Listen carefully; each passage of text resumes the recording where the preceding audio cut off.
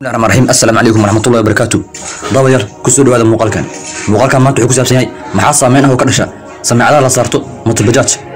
وحسوين ضلك لو قاعد يكسر متبجات كم سجرت عاصم من ضلك المقدش متبجات وحش قبور ونقطي ضد أضفر بدن الصومالية أو أوبن نادن بدن يرضى وحمصروف كلا متبجات ويسس أضفر بدن لكن إن بدن وكمده ضرورة متبجات يصحون وقاعد يكسر هذا موضوعا وعلى سابسين هاي maxaa saameyn oo ka dhasha samaacadaha la saarto motobajaajta inta badan mootooyinku waxa ku xiran samaacado kuwaas oo in badan laga daaro heeso iyo muusig ummadda Soomaaliyeed waa dad boqolkiiba boqol muslim ah waxay aaminsan yihiin in ay soo dambi yihiin oo alla looga fogaado haddaba maxaa keenay in samaacadaha la saarto mootada dhibaatooyin weyn ayaa ka dhasha samaacadaas dhibaatooyinka dhashana waxa kamid ah kow waxa ka dhasha cuqubaad waaweyn qofka markuu dambiga oo kaligiis galo dambiga qofka bas ayuu ku egyahay laakiin dambiga hadii la muujisto oo bulshada guud ahaan ee dambiga muujisto dambigaas waxa ka dhasho cuquba aad u weyn haddaba cuqubaadka ka dhasha samaacadaas mootada saarta waxa kamid ah kow amni la'aan dilka darawalada mootobajaajku aad u badan wadooyinka aan cimilada oo xumaata intaas in ka badan cuquba ayaa ka dhalata samaacadaha la saarto mootobajaaj haddaba wax saaran maaha intaas cuquba in ka badan macna labo cuqubaadka ka dhasho waxa kamid ah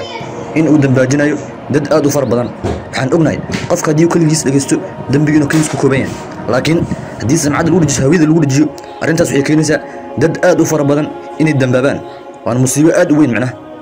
hadda waxaad arkaysaa masaajidada xataa dhexdeeda laga maqlayo masaajidkii ilaa loogu cibaadaysay inaad ka dhex maqlayso muusikada waxaana sabab u ah mootobajaaj marka dad aad u far badan ayuu dambaajinaya macna ruuxan samcadda saartay mootobajaaj saddex dhibaatooyinka dhasha waxa kamid ah qofkaas way samaacad u saaranta mootada in wax raja ah laga qabin in Allah u soo noqdo u toobad keeno sababtoo ah qofka markuu dambiga qarsanayo waxa rajo weyn laga qabaa inuu ka toobad keeno laakiin qofkan samaacada mootada saartay ee hawada ku dhajiyay qofkaas wax raja laga ma qabo inuu dambigaas ka toobad keeno sababtoo ama wax fiican u heestaa macna way laakiin qofkan dambiga qarsanayo waxa rajo weyn laga qabaa inuu dambigaas ka toobad keeno afar dhibaatooyinka dhasha waxa kamid ah samaacadaas in diintii si weyn looga fogaaday Soomaalidu waa dadkii dad boqolkiiba boqol muslim ah aaminsan Quraanka Kariimka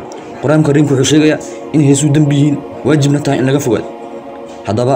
kitaabada Quraanka meel kasta oo kamid ah Soomaaliya ayaa laga helayaa in kitaabka Quraanka meel kasta oo kamid ah laga helayo wadankii lagu aqriyo haddana way mootooyinka la soo saarto way samiicada aad u waaweyn halkaas waxa ka muuqanaya in diintii si weyn looga fogaaday